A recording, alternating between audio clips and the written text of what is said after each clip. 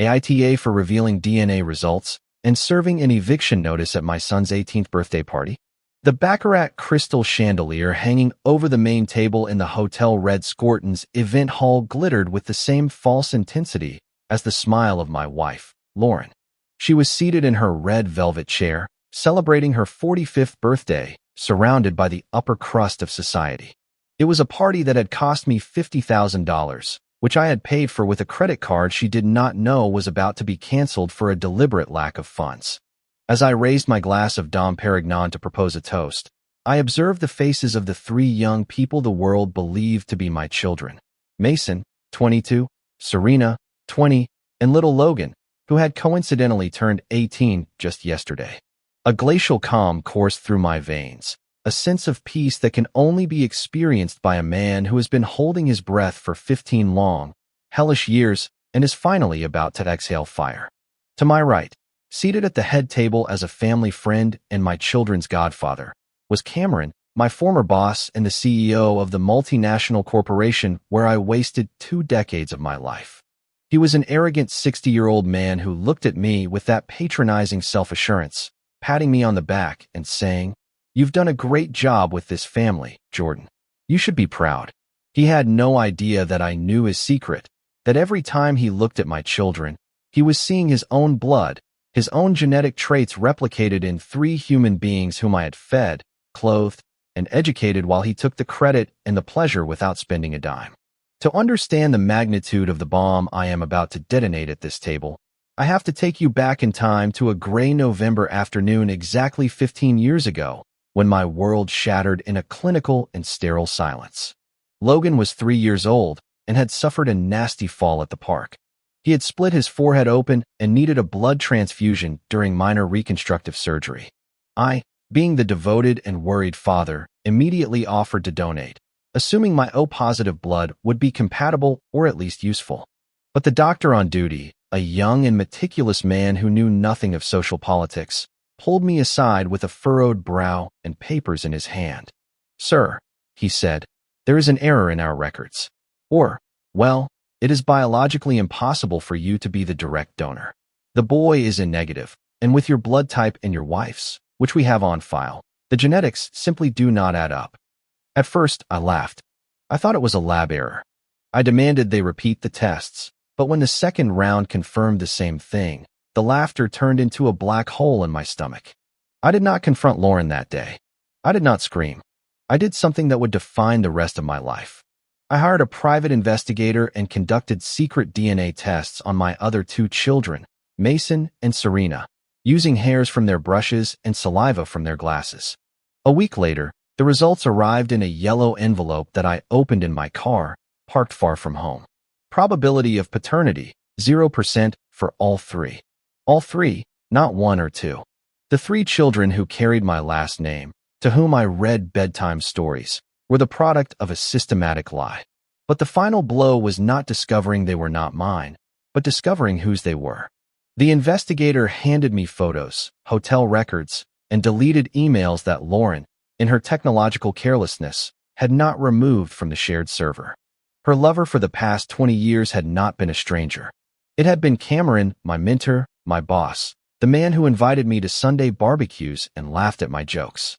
Lauren had been his second wife in the shadows, and I had been the useful idiot, the provider raising his secret offspring so he would not have to deal with divorce scandals that would cost him his fortune.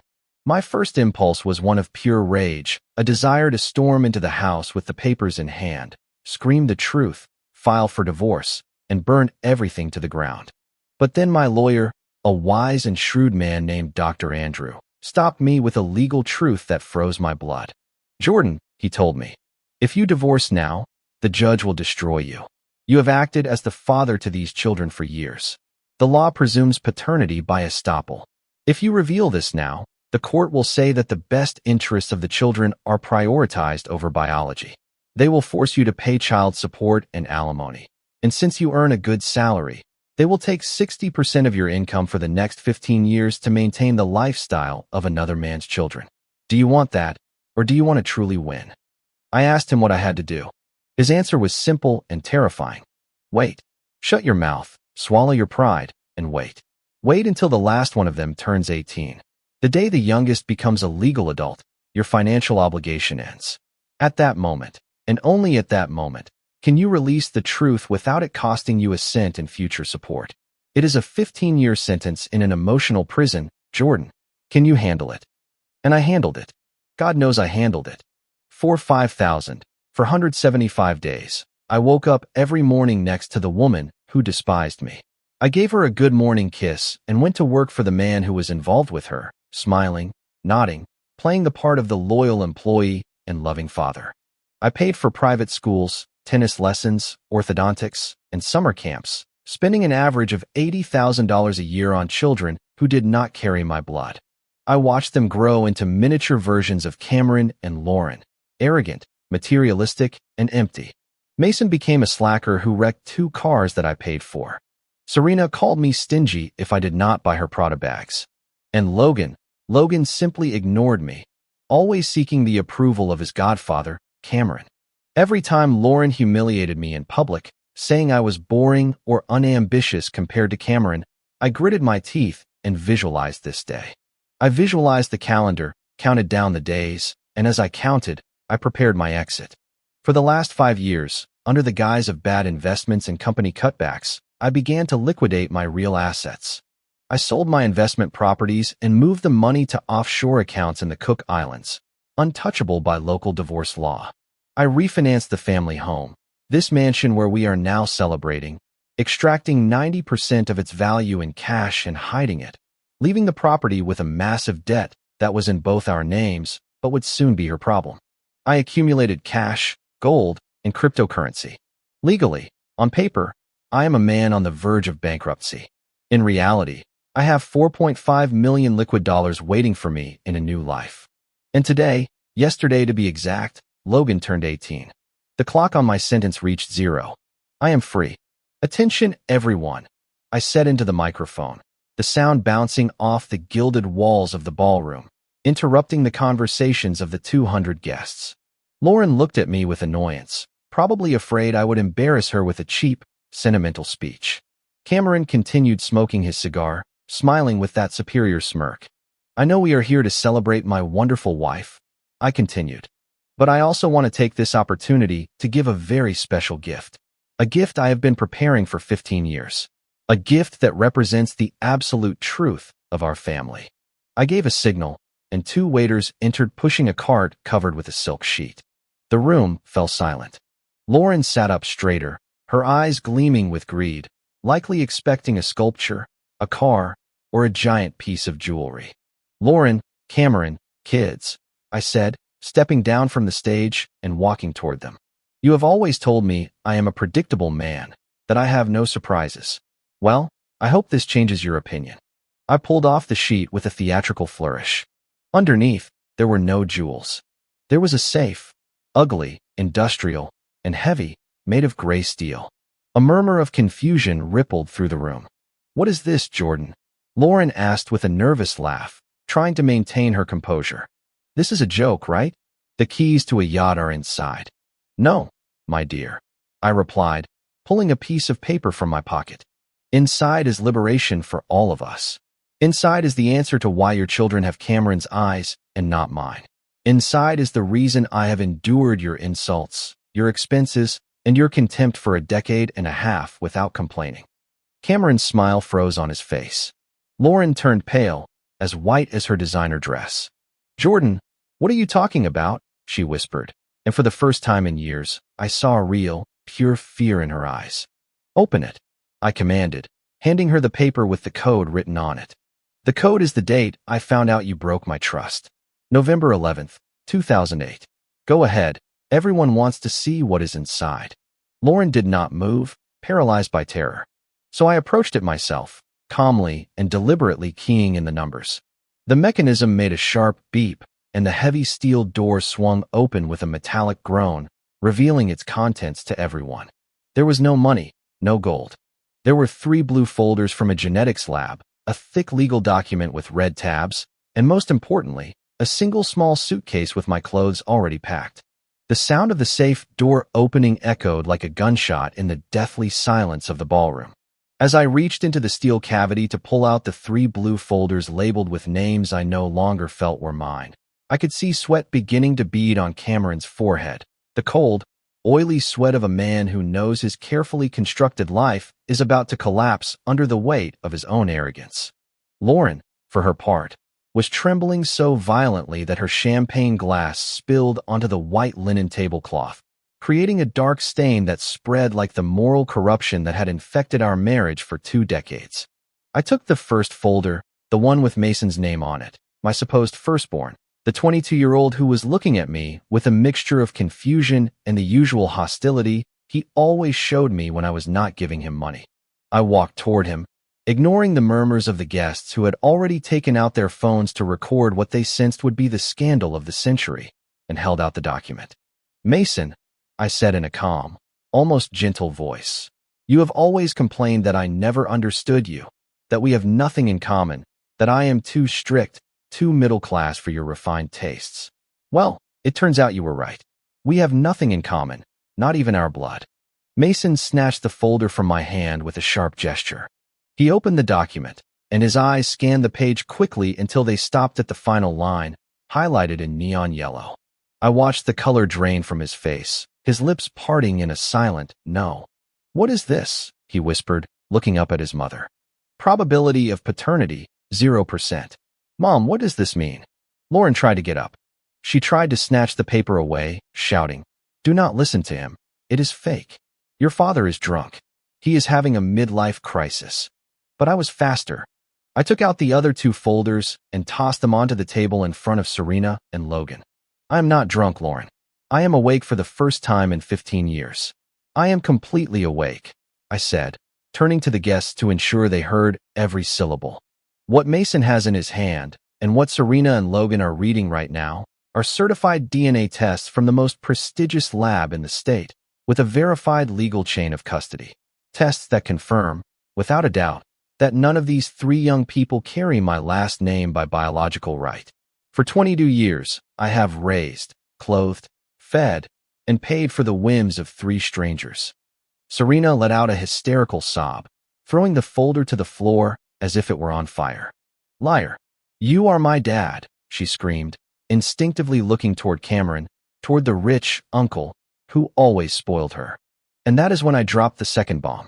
"Ah, Serena, how ironic that you look to Cameron," I said, walking toward the head table where my boss sat petrified, the cigar burning down between his trembling fingers. "Because if you turn to page 2 of the report, you will see something interesting. You will see a comparative analysis of genetic markers. You will see that I had my suspicions, and that Cameron is a careless man who leaves coffee cups and used tissues in my office. I took the liberty of analyzing his DNA as well." The room gasped in unison. Cameron jumped to his feet, knocking over his chair. "Jordan, stop. This is illegal. I am going to destroy you," he roared, trying to use his CEO voice to intimidate me, the same voice he had used for years to keep me submissive at the office. But it no longer worked. He no longer had power over me. "Sit down, Cameron," I ordered with an authority that left him paralyzed. "Or I will project the photos of your trip to Cancun with Lauren in 2005 on that giant screen. The time you were supposedly at a conference in Tokyo, and she was visiting her sick aunt. I have the photos, the hotel receipts, the call logs. I have everything." Cameron collapsed back into his chair, defeated by the evidence of his own stupidity. I turned back to the kids, who were staring at Cameron in horror. "There you have it," I told them, pointing to the man sweating in his $3,000 suit. "That is your biological and moral father. The man who had an inappropriate relationship with my wife while I was working overtime for his company to pay for his children's schools." Lauren burst into tears, an ugly, noisy cry, screaming that I was a monster, that I had planned this to humiliate her, that how could I do this to the children on a day of celebration? "You raised them. You are their father in your heart," she shrieked, appealing to the same emotional logic my lawyer warned me she would use. "DNA does not matter. Love matters." I let out a dry, bitter laugh. "Love matters?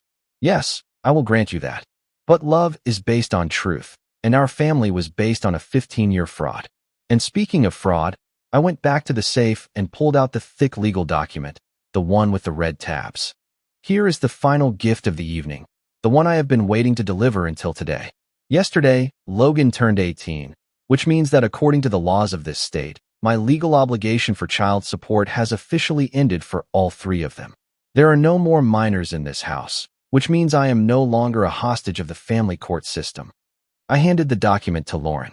It was the divorce papers, drafted 5 years ago, updated and filed with the court that very morning at 9 a.m. before the party. I am filing for divorce on the grounds of adultery and paternity fraud, I explained as she read the document with trembling hands. And thanks to the evidence I have gathered, my lawyer assures me that not only will I not be giving you a cent in alimony, but I am also suing you for the reimbursement of child-rearing expenses for the past 15 years under the claim of damages for civil fraud. I am demanding restitution for every dollar spent on schools, clothes, trips, and food for Cameron's children. The total sum, with interest, comes to $1.2 million. Lauren looked up, her eyes wide with shock. You do not have that money. We are broke. You said yourself the investments went bad, she yelled, trying to find a crack in my armor. The house is ours. You cannot kick me out. I smiled. The cold smile I had rehearsed in the mirror 1,000 times. Ah, the house, I said, looking around the luxurious ballroom. Good of you to mention it. You see, as part of my bad investments, I had to refinance the mortgage 6 months ago. I pulled out all the equity. The real money, Lauren, is in an account in the Cook Islands to which you have no access.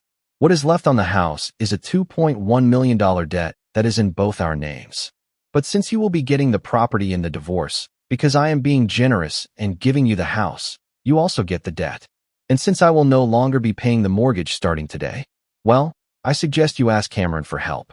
Although, knowing his financial history and his panic over scandals, I doubt he will want to finance your lifestyle now that everyone knows the truth. Cameron, hearing his name and the financial implication, stood up again, this time to flee. I have nothing to do with this, he babbled, adjusting his tie, avoiding the gaze of Lauren and his biological children. This is a domestic matter. I have to go. He tried to leave, but the guests, who had formed a morbidly curious circle around the table, blocked his path. No one wanted to miss the end of the play. Mason, the son who had always idolized Cameron, stood in his way. You are leaving? He asked, his voice breaking. Is it true? Are you my father? Did you know this? Cameron pushed him gently. Get out of the way, kid. This is not the time. That push was the catalyst. Mason, filled with rage and confusion, shoved Cameron back, and the great CEO fell onto the cake table, destroying the 5-tier vanilla and raspberry cake in an explosion of cream and shame. Chaos erupted. Serena was screaming, Lauren was trying to clean Cameron off, and Logan was staring into space in a state of shock. And me? I took my small carry-on suitcase from the safe, the only thing that mattered to me. Enjoy the cake, I said into the microphone one last time. It is already paid for, just like my freedom. I stepped down from the stage and walked toward the ballroom exit, feeling 15 years of weight lifting from my shoulders with every step, leaving them behind in the shipwreck they had built themselves. As the flashes from the guests' phones illuminated the scene like lightning in a perfect storm, I walked out of the Hotel Red Scorpion that night, breathing in the cold city air as if it were pure oxygen for the first time in 15 years, leaving behind the chaos of screams, tears, and shattered cake. I got into an anonymous taxi instead of my Mercedes, which I had conveniently left parked at the airport that morning. As the driver asked me where I was going, I took the SIM card out of my phone, broke it in two, and threw it out the window, cutting the last digital umbilical cord that tied me to the farce I had called a family. My immediate destination was not the Cook Islands yet. That would come later. My first stop was a modest suite in a business hotel near the airport, where I spent the next 3 days watching through reports from my lawyer and social media as Lauren and Cameron's empire of lies crumbled with the speed of a house of cards in a hurricane. The morning after the party, reality hit Lauren with the force of a freight train. As Dr. Andrew, my lawyer, told me, she went to the bank first thing, her eyes still swollen from crying and likely hungover, to try to access our joint accounts and fix the mess. She probably imagined she would find at least enough to pay immediate bills or hire a defense attorney. But what she found was an absolute financial desert. The bank manager, a man who had known our family for years and who had discreetly helped me execute Operation Exodus, received her in his office with an expression of professional pity and explained the situation with brutal clarity. Mrs. Lauren, as we explained to your husband 6 months ago when he authorized the transfers, the liquidity from the savings and checking accounts was used to cover the margins on failed investments in cryptocurrency and high-risk derivatives that he made. It was a lie, of course. There were no failed investments, only strategic transfers to armored trusts. But on paper, Jordan, the husband, was ruined. Furthermore, the manager continued, handing her a bank statement printed on red paper. The home equity line of credit on the mansion was used in its entirety. The outstanding balance on the original mortgage plus the second mortgage amounts to $2.1 million. And since Mr. Jordan has stopped the automatic payments as of today, the bank will begin foreclosure proceedings in 90 days if the monthly payment of $12,000 is not met. Lauren must have felt the floor open up beneath her. The house, her precious mansion, the symbol of the status she had so often humiliated me for, was not an asset. It was a toxic liability, a giant debt of concrete and marble that I had generously ceded to her in the divorce papers. She was the 100% owner of the house and 100% of the debt. But the banking humiliation was just the appetizer. The main course was her attempt to seek refuge in the arms of her true love, Cameron. My sources confirmed that Lauren went to the company's corporate offices that same afternoon, dragging Mason and Logan with her, probably thinking that Cameron, now that the truth was out, would assume his role as patriarch and save them with his $1 million checkbook. How naive. Cameron had not become a CEO by being a man with a heart, but by being a ruthless shark who cut his losses without blinking. When Lauren tried to enter his office, she found that her security pass had been deactivated. The receptionist, who used to greet her with coffee and smiles, coldly informed her that Mr. Cameron was in indefinite meetings and that unauthorized personnel were prohibited from entering. Lauren caused a scene in the lobby, shouting that she was the mother of the boss's children, which was a monumental tactical error. Cameron, anticipating this, had come down accompanied by his own legal and security team. The encounter in the lobby, recorded by security cameras and several employees, was devastating. Cameron, please, Jordan left us with nothing. You have to help us. They are your children, Lauren begged, pushing Logan forward. The boy was mortified, red with shame. Cameron did not even look them in the eye. He looked through them as if they were old office furniture. Ma'am, Cameron said, using the most formal and distant tone possible, I do not know what you are talking about. Those DNA tests your husband showed are fabrications, worthless paper with no legal validity. I have no children with you. And if you continue to defame me at my place of work, my lawyer will file for a restraining order and a libel lawsuit so large that your grandchildren will be born owing me money. Mason, the son who had always admired Cameron's strength, tried to intervene. But you always told me I was special. You gave me the internship, you gave me the watch. I gave you a position out of pity for the son of a mediocre employee. Cameron cut him off cruelly. And the watch was a promotional trinket. Do not get confused, boy. You are not my son. You are an administrative error. Security, get them out of here. The guards escorted them to the street as if they were criminals. And there, on the cold sidewalk of the financial district, Lauren finally understood the magnitude of her mistake. She had traded a loyal man who would have given his life for her, me, for a narcissist who only used her as entertainment. Cameron was not going to acknowledge those children.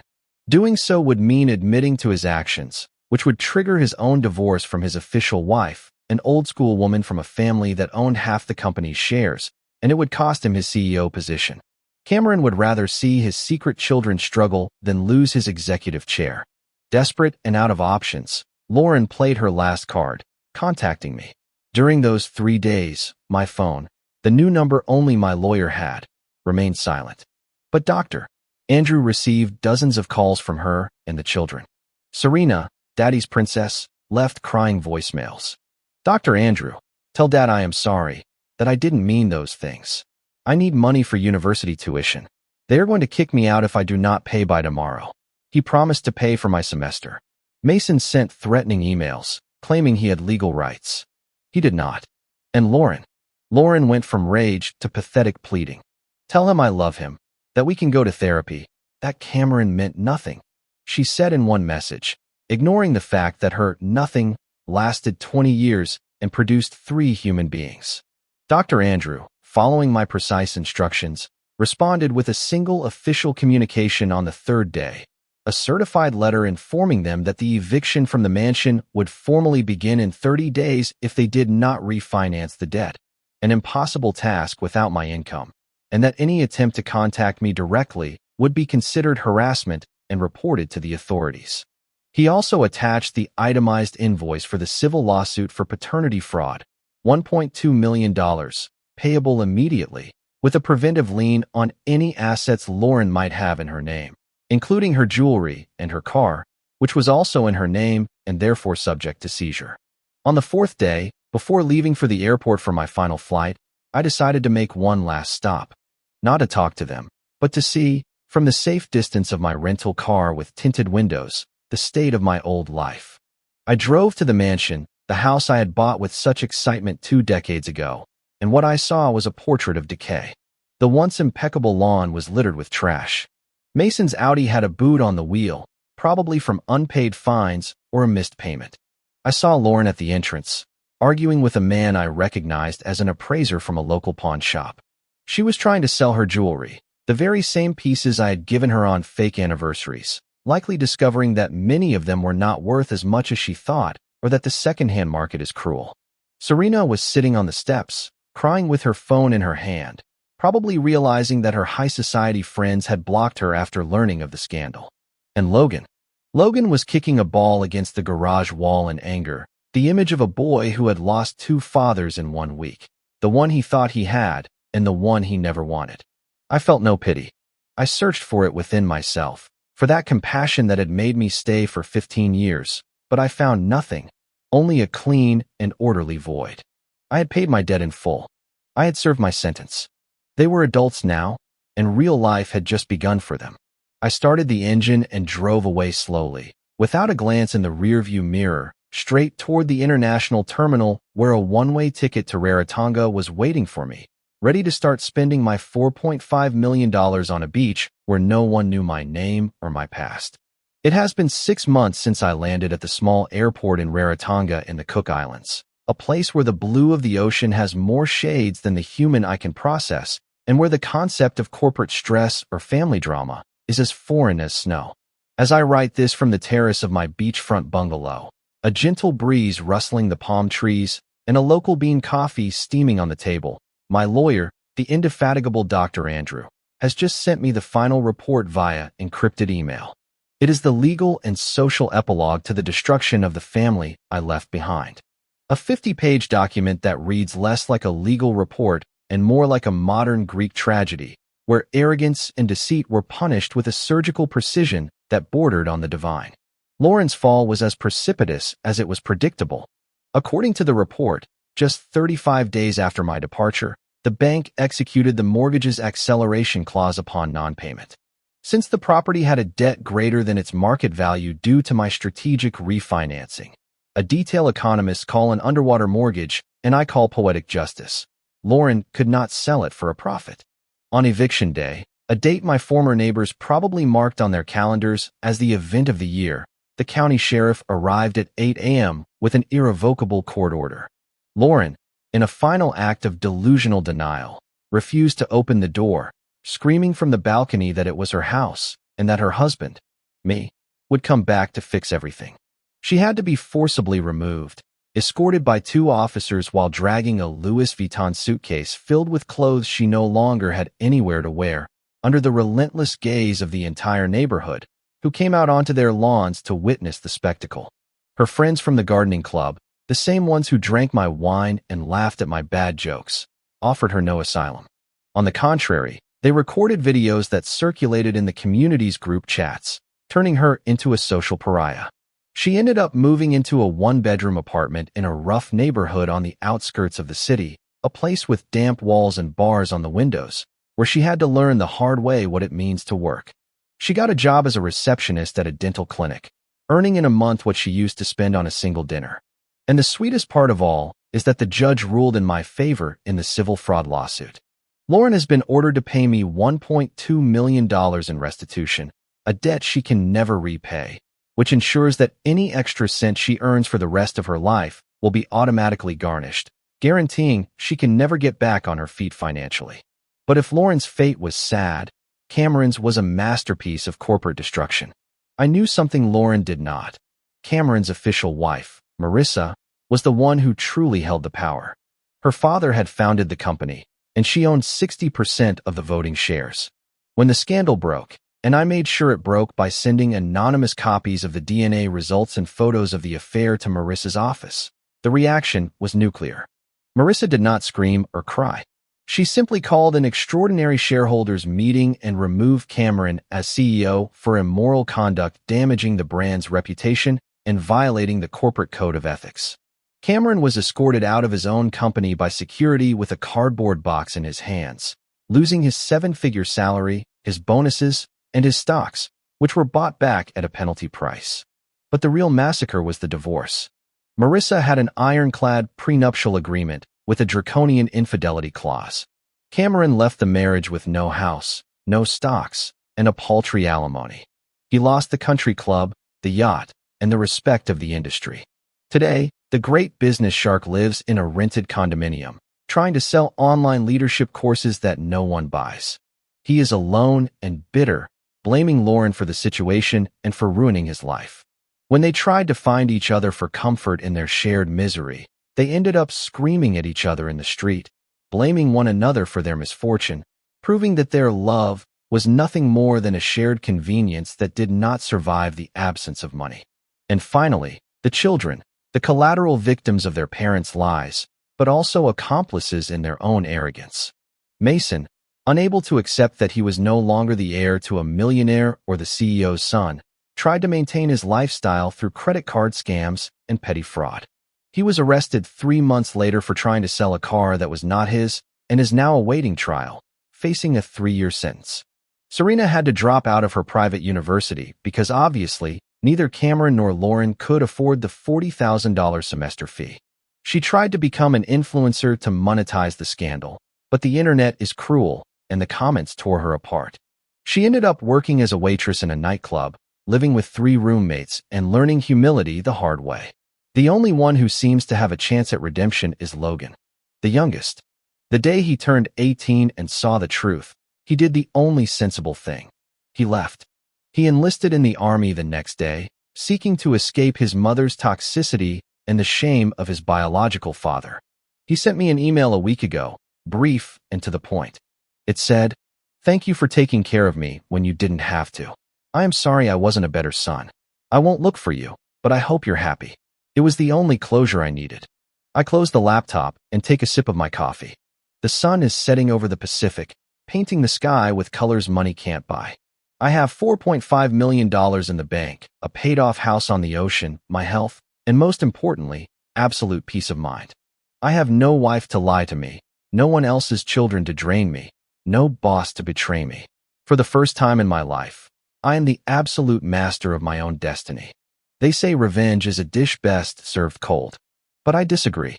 Revenge is a dish slow-cooked for 15 years, served ice-cold, and savored under the tropical sun, knowing that while I listen to the ocean waves, they are listening to police sirens and the calls of creditors. And that sound, my friends, is the best music I have ever heard. Comment. This story is a powerful reminder of how complex life can be. It really makes you think about the importance of self-respect in every relationship you have. Setting boundaries is not an act of selfishness. It is an act of self-preservation. Your kindness is a precious gift, so be sure to share it with those who truly honor it. Every choice we make carries weight and responsibility toward the people in our lives. True healing often begins when we decide we deserve more than a life built on disrespect. It takes strength to close a painful chapter so you can start writing a new one. Ultimately, choosing your own peace is one of the most courageous decisions you can make. I hope this encourages you to protect your inner peace above all else. If you like the stories, don't forget to leave a comment and support the channel by subscribing. See you in the upcoming stories.